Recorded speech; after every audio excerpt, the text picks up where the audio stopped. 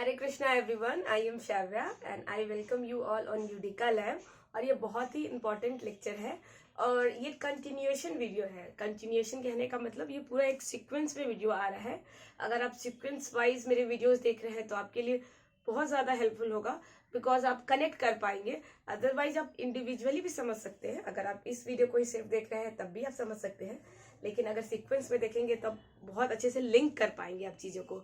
और ये वैसा टॉपिक है जो ज्यादातर क्या होता है, स्किप हो जाता है या फिर इंटरेस्टिंग नहीं लगता। और मैंने यहाँ पे वही चीज लिखा है जो एग्जाम पॉइंट ऑफ व्यू से बहुत ही ज्यादा इम्पोर्टेंट है और एग्जाम में बहुत बारी आता है। तो आप इसको ध्यान से देखेंगे। बहुत छोटा वीडियो होगा, मुश्किल से 4 मिनट का होगा, तो आप इसको स्किप बिल्कुल ना करेंगे। तो यहाँ पे है हर्षवर्धन। तो हर्षवर्धन के बारे में देख लेते हैं, इनसे रिलेटेड इंपॉर्टेंट चीजें क्या हुई हैं। तो हर्षवर्धन में सबसे इम्पोर्टेंट चीज जो है वो है हेंग सेंग।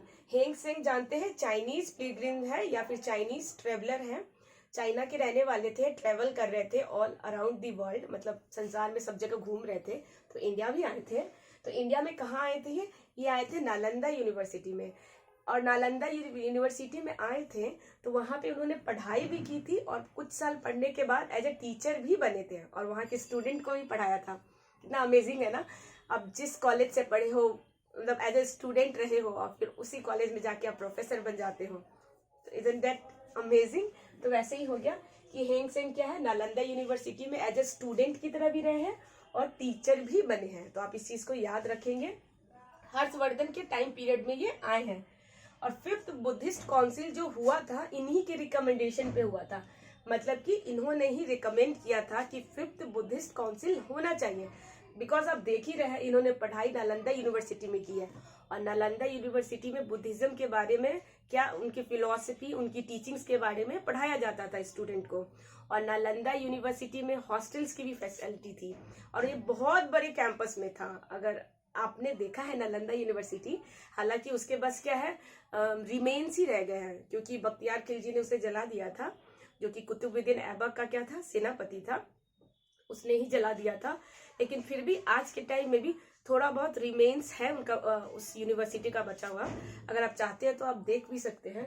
और ये सब चीज देखेंगे तो आप बहुत अच्छे से हिस्ट्री को कनेक्ट कर पाएंगे, उससे जुड़ पाएंगे। ठीक है। तो हेंग सेंग के अंडर में ही 5th बुद्धिस्ट काउंसिल हुआ था, जो कि कहाँ हुआ था, कन्नौज में हुआ था। तो आप ये याद रखेंगे। 4 बुद्धिस्ट काउंसिल के बारे में तो सब लोग जानते हैं, लेकिन 5th बुद्धिस्ट काउंसिल के बारे में बहुत कम को पता होता है, तो इसलिए आप इसको याद रखेंगे। पहला वाला मैंने बताया था राजगीर, वैशाली, पाटलिपुत्रा और कश्मीर में कुंडलग्राम में। ठीक है। और उसका मैंने सीक्वेंस भी बताया है कैसे, तो अगर आपने वो वीडियोस नहीं देखा है तो वो वीडियो भी आप चेकआउट कर सकते हैं। ठीक है।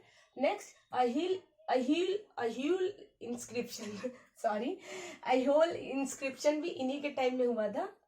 अहोल है, ठीक है, अहोल इंस्क्रिप्शन, जो कि डिस्क्रिप्शन है बैटल। अहोल इंस्क्रिप्शन का मतलब तो हम जानते हैं ना, कि अगर नहीं जानते तो मैं बता देती हूँ। इंस्क्रिप्शन का मतलब होता है किसी चीज पे इंस्क्राइब करना। इंस्क्राइब करना मतलब किसी चीज पे लिखना, ड्रॉ करना, उस पे डालना, उस पे पेंट करना, उससे खुदाई करके उसकी डिटेलिंग करना, इंस्क्रिप्शन हो जाता है। इंस्क्राइब मतलब कोई चीज गए, आप वहां पे उसको चिपका दिए, लगा दिए, खुदवा दिए, लिखवा दिए, वैसा। तो ह्यूल इंस्क्रिप्शन जिसमें डिस्क्राइब किया गया है बैटल के बारे में। तो किस बैटल के बारे में डिस्क्राइब किया गया है, पुलाकेशिन 2 वर्सेस हर्षवर्धन। ठीक है। जिसमें पुलाकेशिन, टिक का मतलब है ये विजय रहे थे इस बैटल में। पुलाकेशिन 2 और हर्षवर्धन के बैटल के बारे में डिस्क्राइब किया गया है अहोल इंस्क्रिप्शन में, तो उसको भी आप ध्यान रखेंगे। कोर्ट पोएट, इनके कोर्ट में पोएट कौन से थे, मतलब जो कविता वगैरह लिखते हैं, जो फिर लिटरेचर साहित्य में ज्यादा इंटरेस्ट रखते हैं सॉरी। तो इनके कोर्ट पोएट थे वान भट्ट के, बी है या वैसे भी लिख सकते हैं, बी फॉर बॉल भी या वी फॉर वॉलीबॉल भी। तो बान भट्ट। और बान भट्ट ने क्या लिखा था, अब बान भट्ट की बहुत ही क्या बोलते हैं इंपॉर्टेंट या फेमस रचना क्या है, हर्षचरित्र और कादम्बरी। ये भी पूछा जाता है एग्जाम में कि कोर्ट पोएट जो बान भट्ट थे, किसके कोर्ट पोएट थे, तो वो थे हर्षवर्धन के। ठीक है। तो ये आप याद रखेंगे। बान भट्ट ने कौन सी बुक्स लिखी थी, तो हर्षचरित्र और कादम्बरी, ये आप याद रखेंगे। देखिए, हर्ष नाम है क्योंकि इनके कोट के ही थे। तो हर्ष चरित्र, चरित्र का मतलब होता है कैरेक्टर, मतलब उनका लाइफ स्टाइल। तो आप इससे लिंक कर सकते हैं, हर्ष के बारे में लिखे थे, उनके चरित्र के बारे में लिखे थे, तो ये जरूर हर्ष चरित्र मतलब हर्षवर्धन के टाइम पीरियड में रहे होंगे। और कादम्बरी भी इन्होंने ही लिखा था, तो ये भी आप याद रखेंगे। फिर ओन बुक, इन्होंने खुद का भी एक किताब लिखा है रत्नावली, ये भी बहुत इंपॉर्टेंट है। रत्नावली, नागनंदा और प्रियदर्शिका, ये भी आप याद रखेंगे। रत्नावली, नागनंदा और प्रियदर्शिका, ठीक है। और देख लेते हैं गुप्ता के टाइम पीरियड का अचीवमेंट और आर्किटेक्चर। तो art and architecture Gupta period का, तो अजंता के जो कि महाराष्ट्र में है, बाघ के एमपी मतलब मध्य प्रदेश में है, और बनियान जो कि अफगानिस्तान में है, ठीक है। तो ये भी आप याद रखेंगे। हो सकता है कि मुझे ऐसा बहुत सारे ऐसे कमेंट आते रहता है कि थोड़ा सा सराउंडिंग में नॉइज की वजह से थोड़ा सुनाई नहीं देता है, तो प्लीज आप थोड़ा सा उस चीज को क्या बोलते हैं, आप उस चीज को थोड़ा कॉम्प्रोमाइज कर लेंगे। बिकॉज क्या होता है ना कि आप आस पड़ोस के लोगों को तो बोल नहीं सकते हैं कि शांत रहे, और ऐसा भी बहुत ज्यादा लोकेशन नहीं है कि बहुत इंटीरियर में है और मेरा वीडियो बहुत ही शांतिपूर्वक बन जाए, थोड़ा बहुत नॉइज हो ही जाता है, तो आप इस चीज को थोड़ा अवॉइड करेंगे।